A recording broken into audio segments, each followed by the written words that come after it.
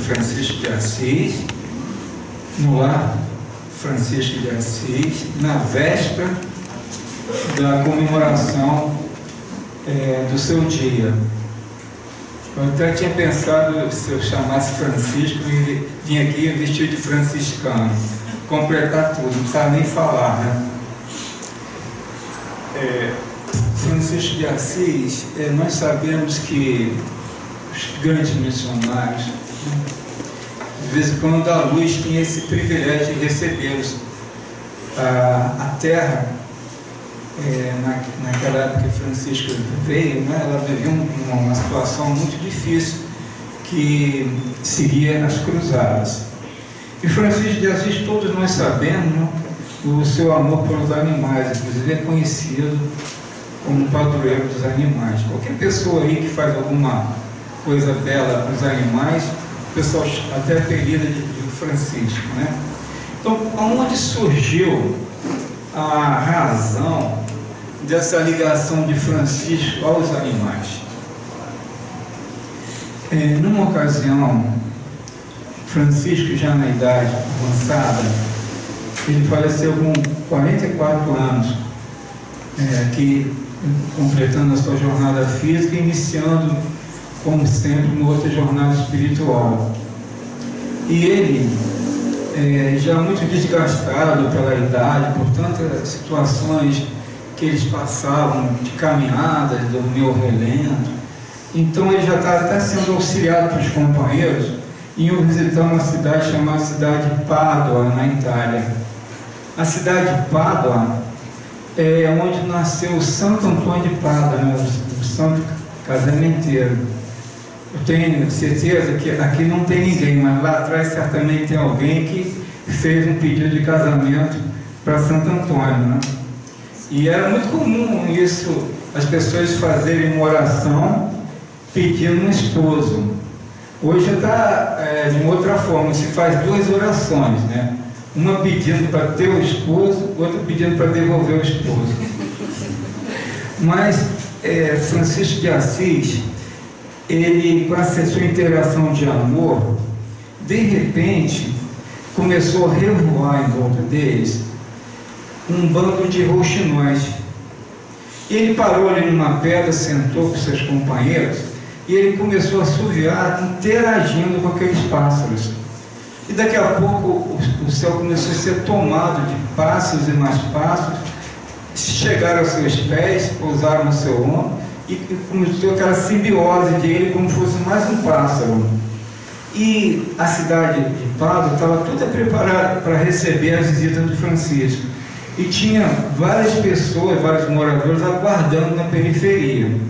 Ao avistarem aquele espetáculo inusitado do céu ser tomado de pássaros, eles se amedrontaram e recuaram.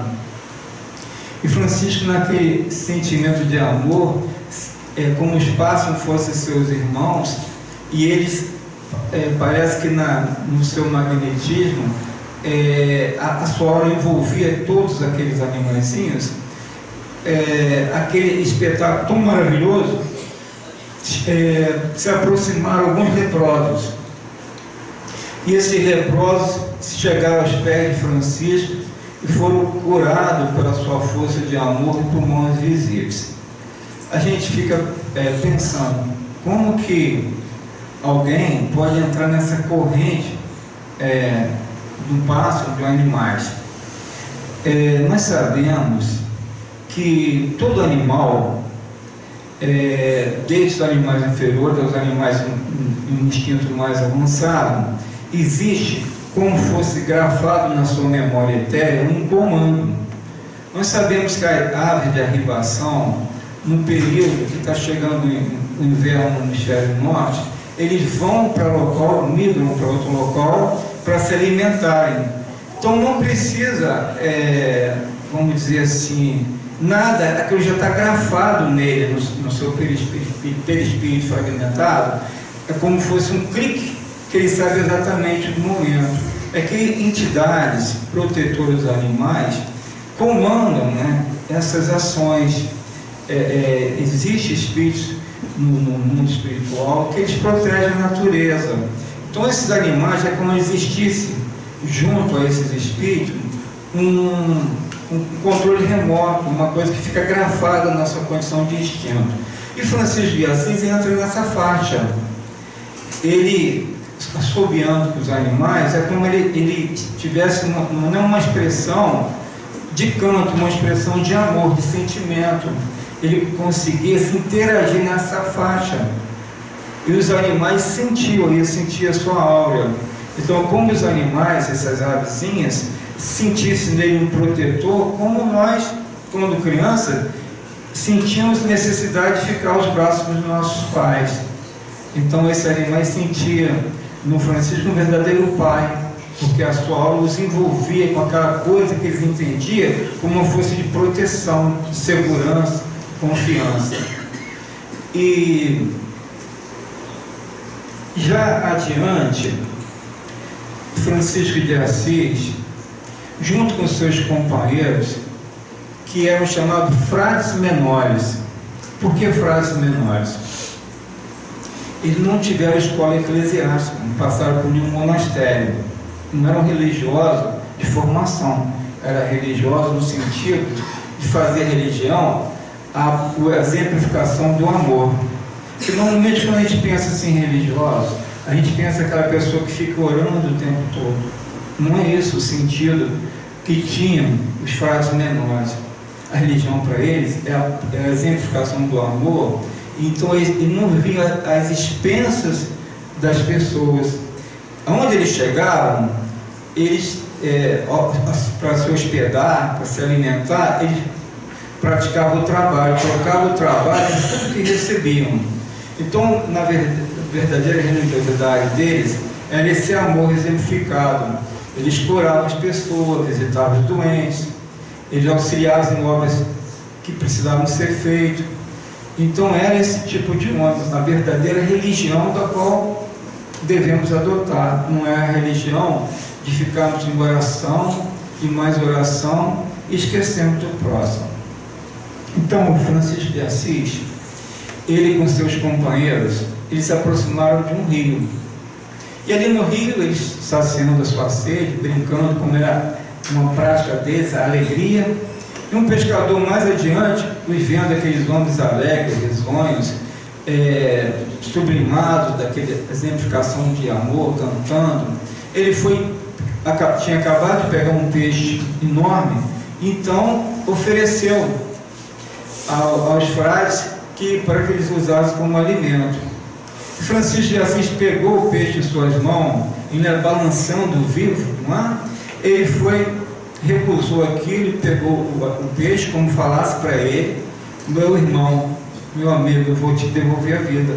Te agradeço por você e seus companheiros alimentarem os homens, mas eu não quero a sua vida para alimentar, vou te devolver. E fala para todos os outros seus companheiros como nós os amamos. E aquele peixe, como ele tivesse esse sentido, né, de entender, não as palavras, mas os sentimentos. E, passado alguns minutos, registrado, né, pelo Frei Leão, um biógrafo e companheiro de Francisco, aquele rio ficou salpicado de peixe. Aqueles animais, né, com um instinto muito rudimentar, mas ele sentiu exatamente isso. É como aquele clique que despertasse nele essa proteção.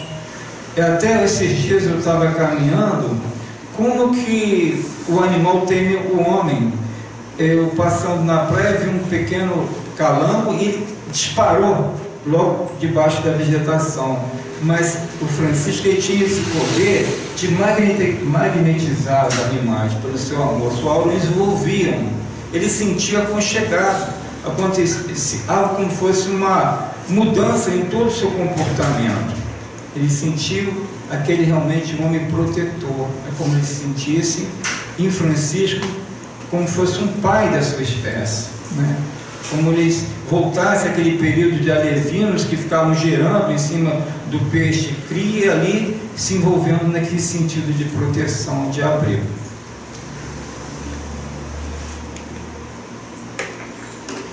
Em certa ocasião, na cidade a vila de Rubio, na Itália, ali na região alpina da Itália, Francisco, com seus companheiros, que eles faziam essas andanças, né, praticando o amor, auxiliando nas obras que eram necessárias, ele foi procurado por uns camponeses. E chegaram para Francisco e falaram: Francisco, nós não sabemos mais o que fazer. Há um lobo feroz que se desgarrou da alcateia e está atacando todo mundo. Ninguém tem mais paz, nós não podemos sair para os campos para lavrar, ficamos presos nos nossos lares, porque esse lobo vem rondando e atacando os animais e as pessoas. Francisco, naquele momento, ele teve um canal mediúnico com Cristo, e chegou as palavras à sua mente: vá, Francisco, converse com o irmão lobo. Francisco foi subindo aquela escarpa rochosa daquela região alpina, e mais adiante ele viu uma gruta e estava aquele animal. Ele se aproximou do lobo, verificou que o lobo tinha um ferimento, suas mãos abençoaram, curaram aquilo do animal, e o animal sentiu-se como uma proteção, como no seu sentido de instinto, acabasse qualquer violência, como nele criasse um sentimento de um instinto de amor. Não existia, alterou totalmente a capacidade daquele animal. É como ele passasse, a partir daquele momento, aquela sua áurea, harmonizasse em todo o seu instinto de animal um outro ser. E ele se aconchegou a Francisco, e Francisco veio caminhando com ele para a pequena vila. E quando as pessoas viram aquele enorme animal acompanhado de Francisco chegando à cidade, foi uma correria, todos com medo. Aí daqui a pouco Francisco: não, ele agora é um animal dócil, eu só quero que vocês prometam que vão alimentá-lo. E daqui a pouco as crianças subiam no dorso do lobo, puxavam o seu rabo, ele ficou um animal adocicado no seu sentimento, que não tinha mais reação nenhuma, a não ser aquela paz, algo forte que ficou nele. E passados alguns anos, aquele animal já doente, nos momentos que antecederam o seu falecimento, alguém viu brilhar na retina daquele animal a imagem de Francisco.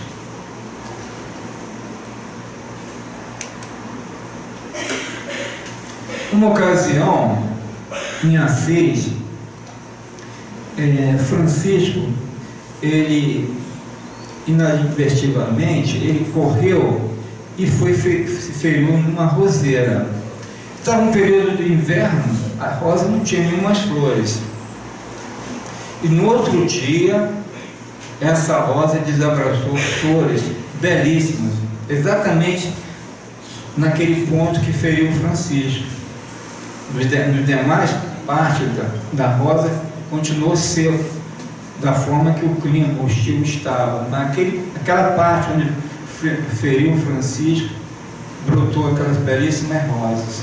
É como também a sua aura criasse naquela planta uma ação no seu metabolismo de sentimento tão nobre da expansão do seu amor, de tudo que ele vivia, de tudo que ele falava, de tudo que ele pensava e cultivava, que impactou nela uma energia que alterou e ela acabou florindo flores belíssimas. Esse homem realmente é um homem notável, um sentimento que não há como descrever. Uma ocasião, Francisco, da sua viagem que ele fez ao Oriente, porque Francisco, como eu falei no início, ele veio num período muito difícil que a Idade Média atravessava, que era o curso das cruzadas. As pessoas, elas achavam que era um ato de amor e de respeito ao Cristo incentivar os seus filhos para ir para a guerra.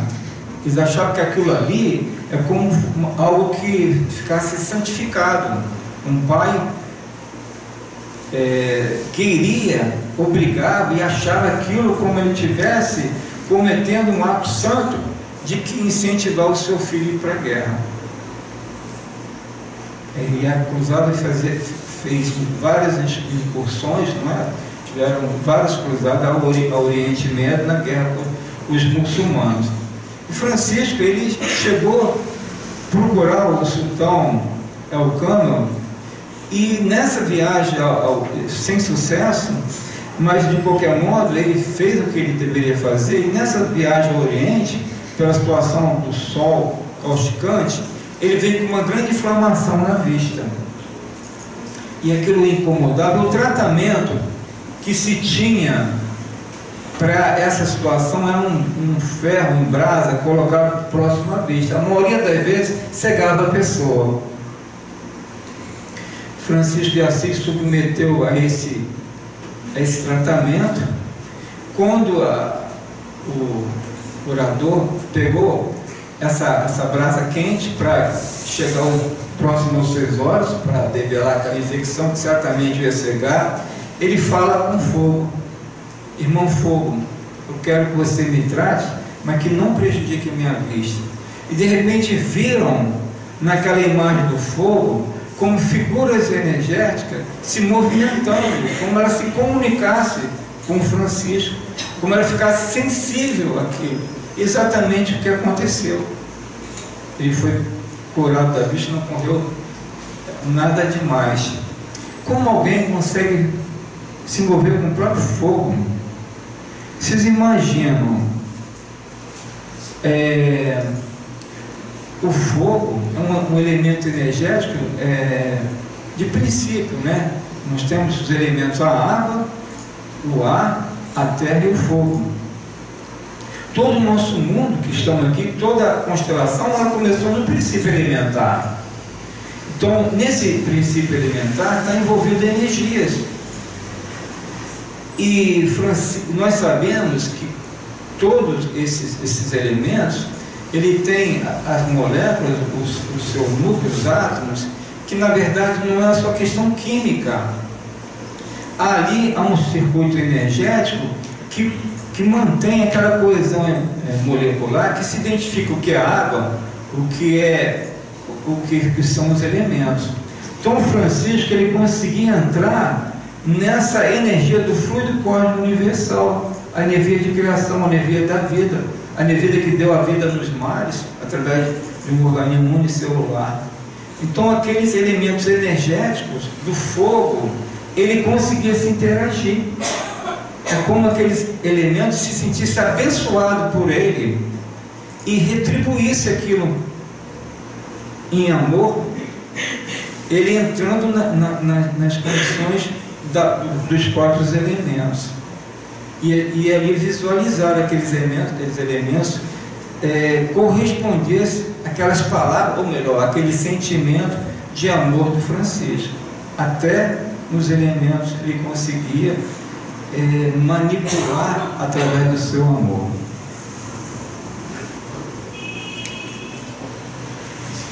O Francisco, ele tinha um doce sentir. Um doce sentir. O seu amor, um amor puro, um doce sentir.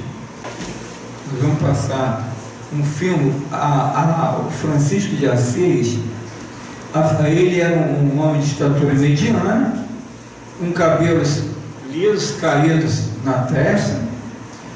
Ele tinha os olhos e os cabelos castanhos, e tinha um magnetismo que todos que se aproximavam dele sentiam.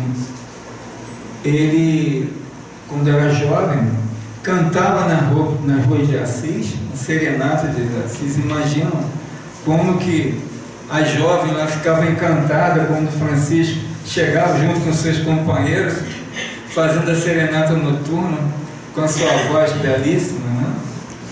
Ele, inclusive, podemos passar, povereiro quer dizer pobrezinho de Assis.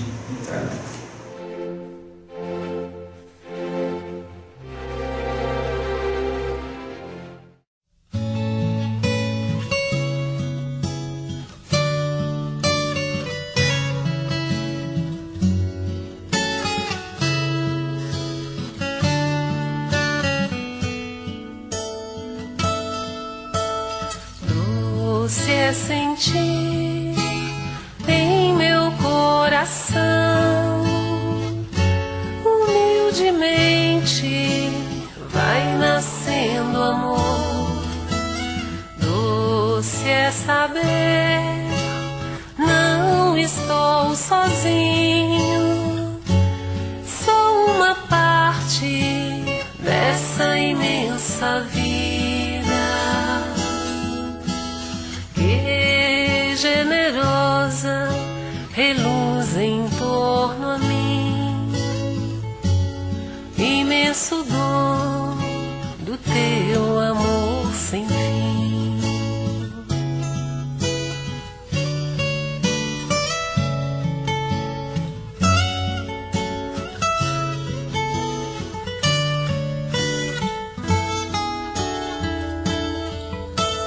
O céu nos deste e as estrelas claras, nosso irmão sol, nossa irmã a lua, nossa mãe terra, com frutos, campos, flores, o fogo, o vento, o ar e a água pura, fonte de vida de tua criatura,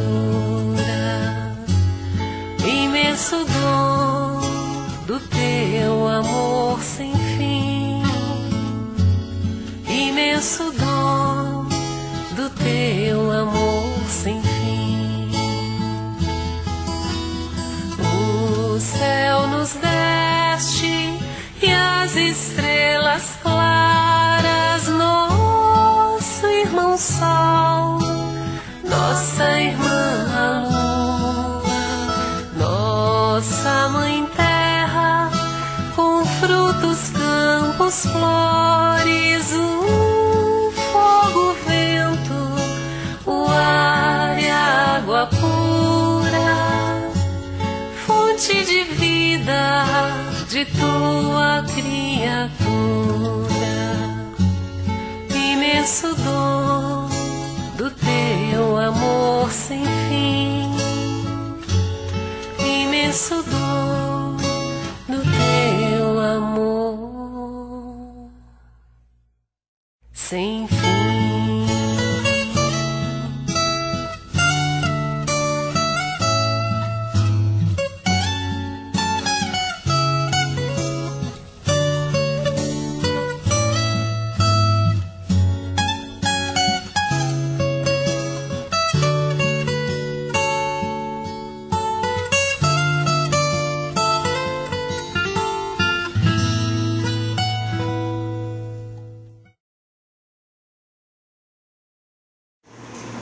Esse vídeo foi editado por um amigo chamado Carlos Preza. Quero agradecer ele por montar, homenageando Francisco. Francisco de Assis, quando era jovem, na sua infância, ele perguntou à sua mãe, porque ele era filho de um comerciante abastado, chamado Pietro de Bernardone. E ele perguntou à sua mãe a razão do seu pai ser tão rico. Ele não entendia isso direito. A mãe falou para ele, para que ele respeitasse as pessoas que fossem diferentes a ele, para respeitar as convicções alheias. E aquilo ali já foi uma lição para ele. Uma ocasião ele visitou as propriedades do seu pai e verificou ali a situação tão dramática dos empregados, de verdadeira escravidão, passando privação de toda a natureza, e aquilo ali o chocou muito. E ele ainda bem jovem, quando ele chegou na sua casa luxuosa, na mansão dos Bernardones, ele não conseguiu deitar no seu leito, ele deitou no chão. E no outro dia, num riacho que passava no fundo da propriedade luxuosa, ele ficou ali em meditação e oração, e lhe veio uma voz: Francisco, reconstrói a minha igreja. ele então decidiu ir para as ruas de Assis e sabia que existia uma igreja chamada São Damião, que estava em ruínas. Então ele resolveu começar a obra da qual Cristo lhe delegou, a reformar a igreja de São Damião. Então ele começou a fazer pedidos a um, a outro, a Saraduário, mas acharam estranho aquele jovem de uma das famílias mais abastadas de Assis, conhecido praticamente em toda a Itália, e pedindo nas ruas. Logo o seu pai tomou conhecimento. O seu pai foi ao seu encalço e advertiu Francisco: eu não vou admitir de forma nenhuma que você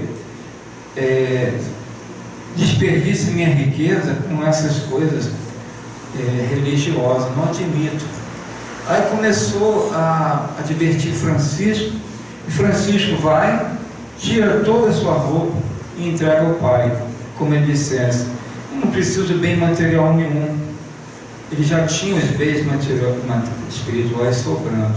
Logo lhe deram uma roupa e ele começou a sua missão, não retornou mais ao lar. O lar dele seria a própria, vamos dizer, vida. E o seu pai não se deu por satisfeito. Ele depois, no outro dia, ele mandou um serviçal raptar Francisco, colocar ele num saco amarrado, com um saco de batata, só com o rosto para o lado de fora, jogou ele no porão da sua casa e interrogou Francisco, dizendo: não vou admitir de forma nenhuma que você faça isso, ficar como um mendigo na rua, não aceito você como meu filho. E chegou um ponto de agredir Francisco, esbofetear, e Francisco, diferente de qualquer um de nós, naquele momento, ele teve um grande amor pelo pai. É como o Sândalo, quando um lenhador bate o machado e o machado fica perfumado pelo perfume do Sândalo, impregnado do seu perfume. E Francisco irradiou mais amor ainda para o pai. E ali ele ficou 3 dias naquele chão frio, sem alimento, sem água, sem nada, mas entrou numa profunda meditação. Até que sua mãe, contrariando as ordens do pai, que poderia levá-la à morte, ela foi lá, desatou os nós de Francisco, falou: posso morrer, aconteça o que quiser, não estou dando liberdade. Francisco abraçou a mãe, a qual ele amava muito, e foi de novo para a sua missão. Iniciou com alguns seguidores, companheiros, e denominou o primeiro núcleo de trabalho Rancho de Luz.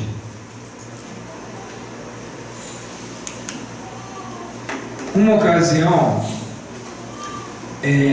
numa localidade chamada Rivotorto, existia um leprosário, e 2 companheiros de Francisco, chamados Frei Paulo e Frei Catini, foram visitar esse local. Vocês imaginam que era um leprosário na Idade Média, e ali tinha um leproso chamado Tarini, que ele começou a blasfemar. Quando os 2 freios falaram: nós viemos aqui trazer as bênçãos de Francisco. Aí ele: não quero saber nada de Francisco, e começou a falar impropérios, gritando, e começou a ocorrer um desequilíbrio em todo aquele ambiente. Os outros doentes começaram também a ficar nervosos, aquele homem gritando, xingando, revoltado, que ele não admitia, ele achava uma injustiça de Deus, ele está ali sofrendo, ainda mais trazendo umas bênçãos desse pai Francisco. Aqueles homens, sem saber o que fazer, pegaram aquele homem em frangalhos, colocaram nos seus ombros e foram até um acampamento próximo onde estava Francisco. E ali, chegando onde estava Francisco, deixaram ele aos seus pés. Francisco, ao ver aquele homem em tal estado de desgaste físico, naquela condição de chaga pustulenta, ele iniciou uma recriminação aos 2 homens, terem trazido ali 2 companheiros. Nessa hora, ele olhou o homem em sofrimento, e o homem naquele momento ficou assim extasiado.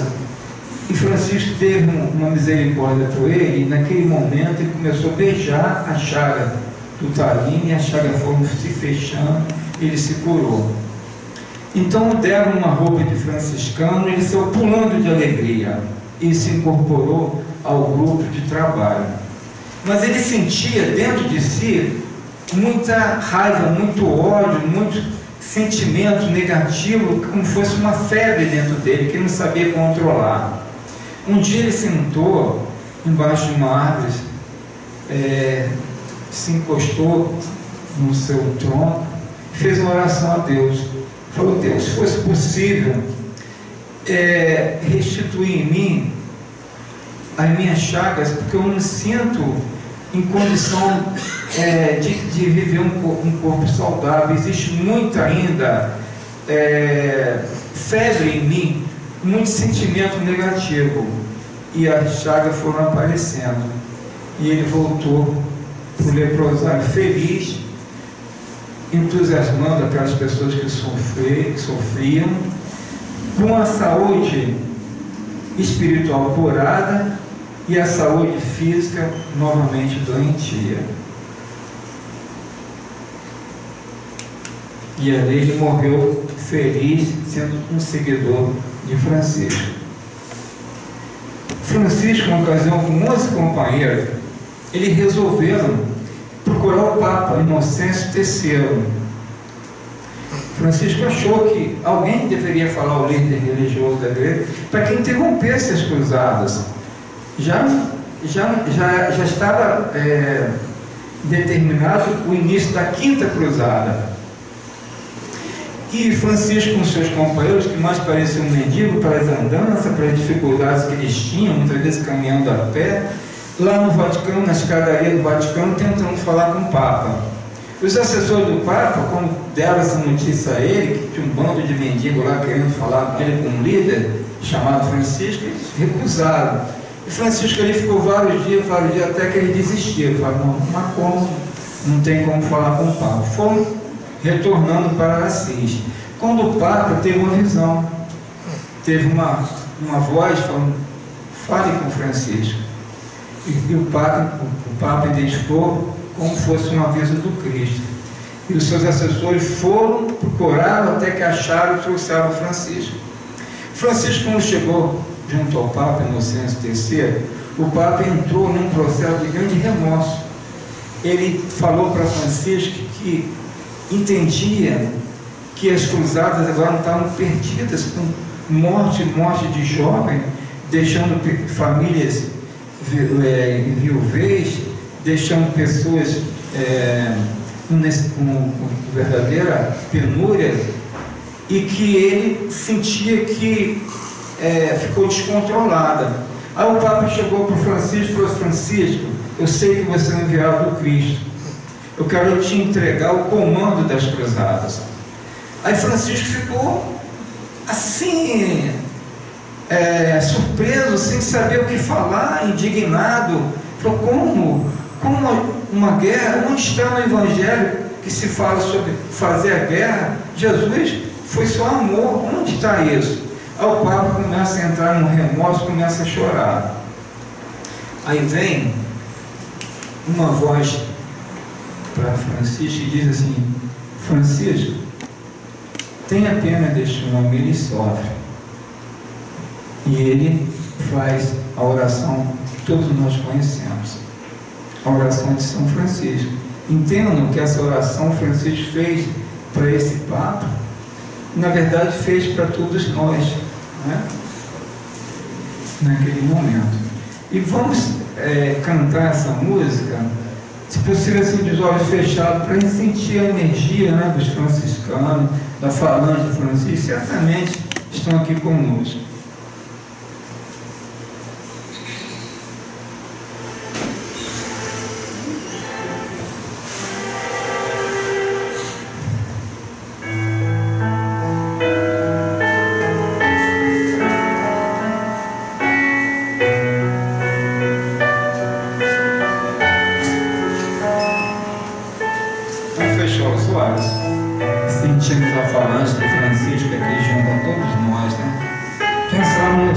sentimento de amor pelo qual ele passou para todos nós.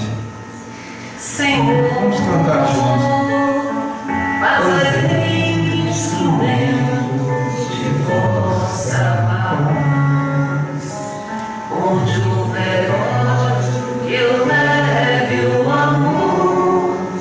Onde houver ofensa, eu leve o perdão. Onde houver discórdia, eu leve a união. Onde houver dúvidas, eu leve a fé. Onde houver erro, eu leve a verdade. Onde houver desespero, que eu leve a esperança. Onde houver tristeza, que eu leve a alegria. Onde houver trevas, que eu leve a luz. Ó Mestre, fazei que eu procure mais consolar e ser consolado, compreender e ser compreendido, amar e ser amado, pois é dando que se recebe, é perdoando que se é perdoado, que é morrendo que se vive para a vida eterna.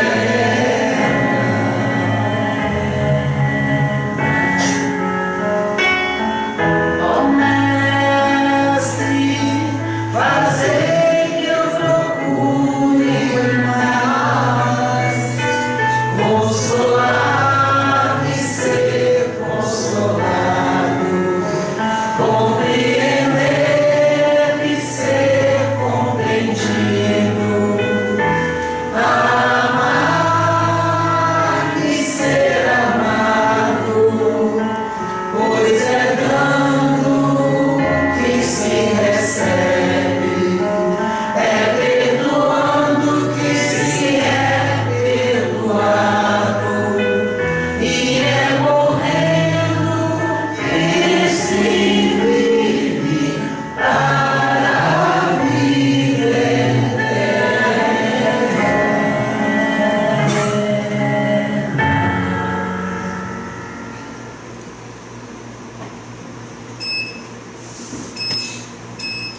Em uma ocasião, Francisco de Assis, com 24 anos, ele foi convidado a fazer uma preleção numa igreja chamada São Rufino, em Assis.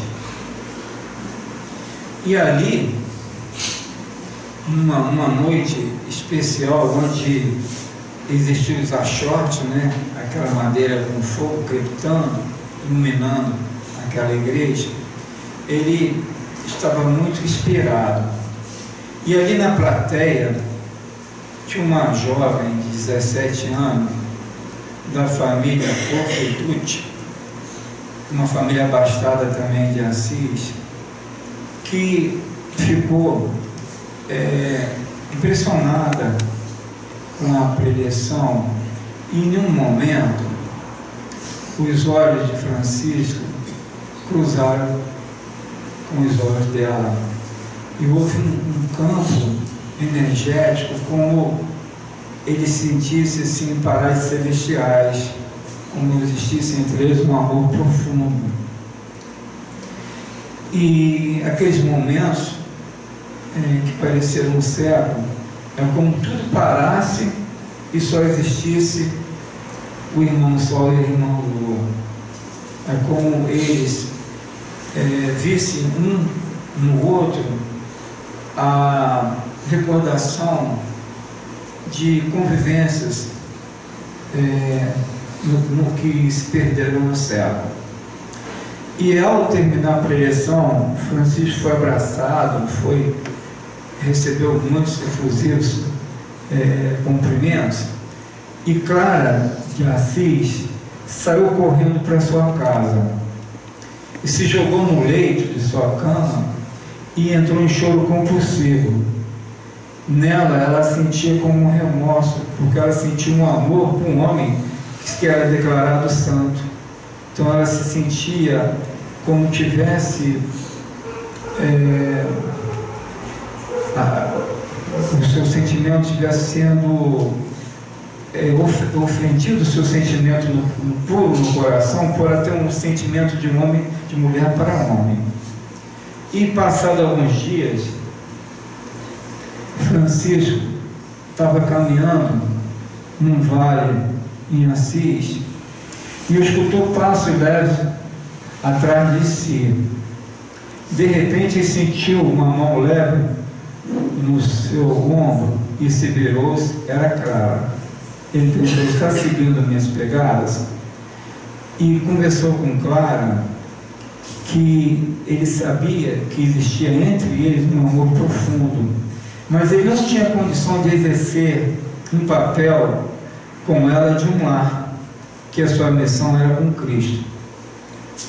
Que muitos homens o seguiam, mas também tinham mulheres que queriam participar do grupo dos franciscanos, e pediu a Clara que ela pudesse dirigir as mulheres. Ela falou que ela não sentia a altura disso, mas que se tivesse o apoio dele, e ela sentiu também que aquilo era um chamado de Cristo.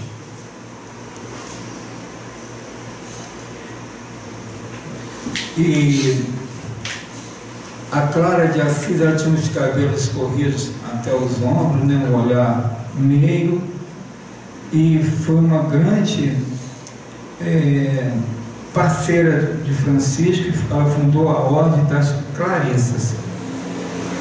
Ela tinha sido prometida um casamento com um homem rico da região, mas ela recusou tudo, abandonou o seu lar e passou a ser uma benemérita do Cristo.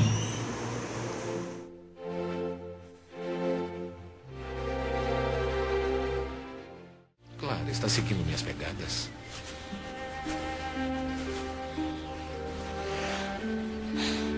Pegadas profundas. Louvado sejas, meu Senhor, com todas as tuas criaturas, especialmente o Senhor Irmão Sol, que clareia o dia e com a sua luz nos ilumina. Louvado sejas, meu Senhor, pela Irmã Lua e as estrelas que no céu formaste, claras, preciosas e belas. Louvado sejas, meu Senhor, pela Irmã Água, que é muito útil, humilde, preciosa e casta.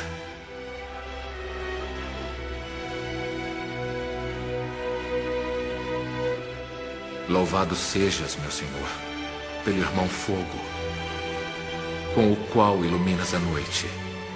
Ele é belo, alegre, vigoroso e forte.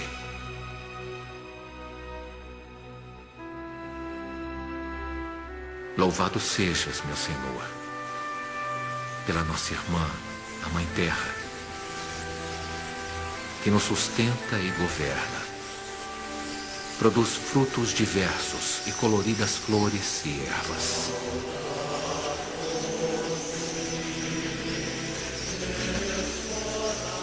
Assis, 4 de outubro de 1226.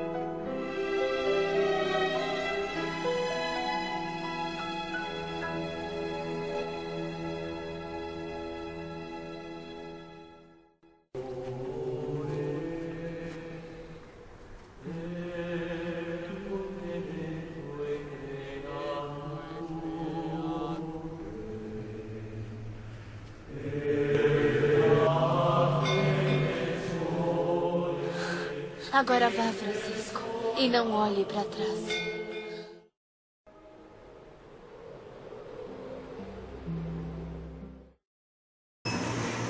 Toda vida é uma história.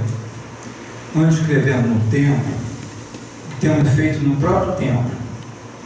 Há histórias que são nossas, outras falam de dores, muito bem menos complicadas, as poucas que falam de amores.